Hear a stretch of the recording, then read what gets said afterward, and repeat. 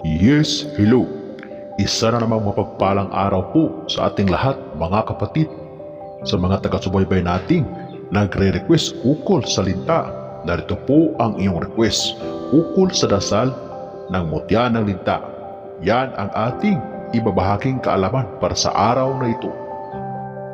Siguro ay pamilyar o hindi na bago sa inyo ang mutya ng linta dahil marami na po nagbabahagi ukol rito. Pero akin pa rin po itong ibabahagi nang sa gayon matugunan natin ang request ng ating mga taga-subaybay.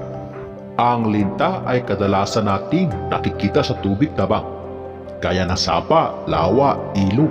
Kahit sa mga palayan ay merong linta o kahit saan mang lugar na may tubig.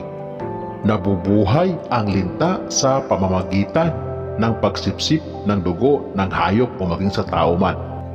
Dito sa ating bansang Pilipinas, ang linta ay pinaniniwalaang nagtataglay ng mutya. Sinasabi na ang mutya ng linta ay mabisa sa larangan ng negosyo bilang pampaswerte. Mabisa itong panghalina o pangakit. Sinasabi rin na mabisa itong pangontra sa kulam, barang o mga gawang demonyo.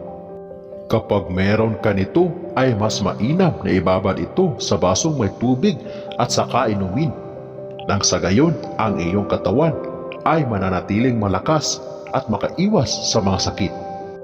Ayon sa aking kaunting kaalaman, kapag may mutya ka ng linta ay ibabad lamang ito sa langis o lana at kapag may sugat ka ay mabilis lamang ito maghilom kapag pinahiran mo ito ng pinagbabaran ng mutya ng linta.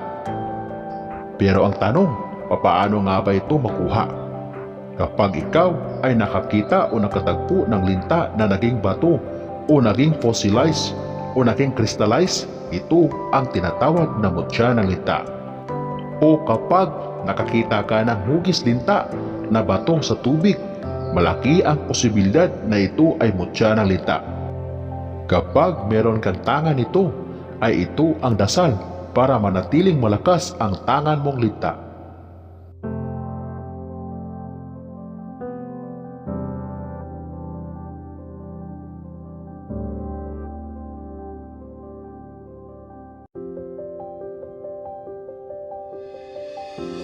Hanggang dito na lamang ang ating kaalaman para sa araw na ito.